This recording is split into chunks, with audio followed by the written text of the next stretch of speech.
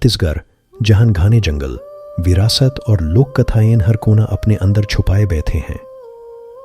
वही एक छोटा सा गांव जिसका नाम था देवगांव, हर तरफ से जंगल से घिरा हुआ, शांत और सुंदर। लेकिन इस शांति के पर्दे के पीछे कुछ ऐसा था जो हर रात अंधेरा छा जाने के बाद गांव वालों के होश उड़ा देता था। इस गांव का एक पुराना स्कूल, जिसे लोग पुराना प्राथमिक विद्यालय कहते थे, एक समय में सीखने का केंद्र था। लेकिन आज उस स्कूल में कोई पढ़ता नहीं, कोई जाता नहीं। क्यों? क्योंकि वहां कोई और रहता था। क्या था उस स्कूल में? कौन था वो? आज हम सुनेंगे उसी छुपी आत्मा की कहानी जिसने देवगांव के स्कूल को एक श्रापित स्थान बना दिया।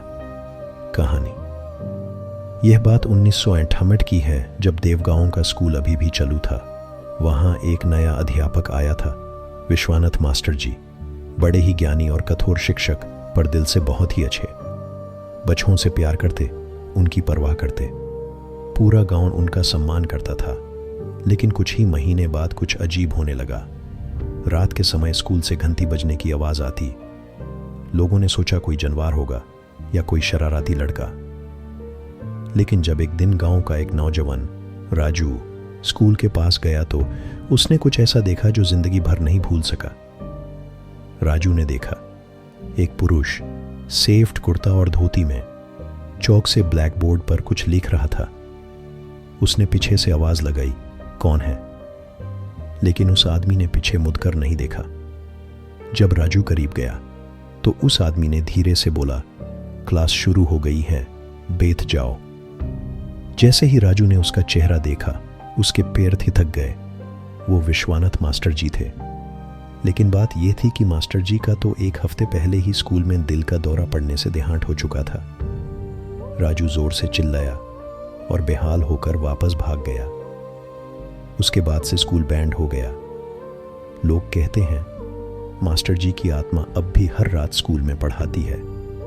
गांव के कई लोगों ने स्कूल के पास से गुजरने पर आवाजें सुनी, चौक की खराश, बच्चों की हंसी, घंटी की धुन।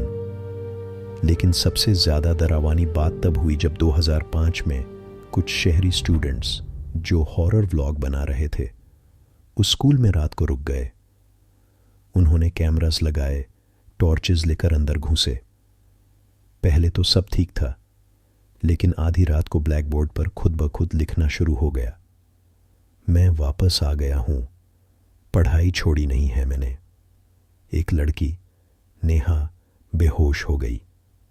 कैमरा में उस समय की रिकॉर्डिंग आज भी यूट्यूब पर वायरल है। उसमें एक सेफ्ट सिलहूते दिखता है जो चौक उठाता है और लिखता है।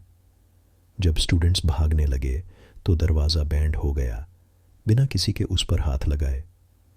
बाहर तभी जा पाए जब सभी ने जोर से ओम नमः शिवाय का जाप किया।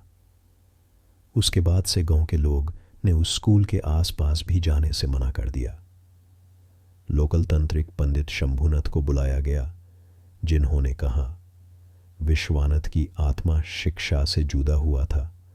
उसका अधूरा काम था बच्चों को सीख देना। जब तक कोई उसके आत्मा को विश्राम नहीं देगा, उसका मन शांत नहीं होगा। तब एक नया प्रस्ताव आया, स्कूल को लाइब्रेरी में बदल दिया जाए और हर दिन एक दिया जलाकर मास्टर जी के लिए प्रार्थना की जाए।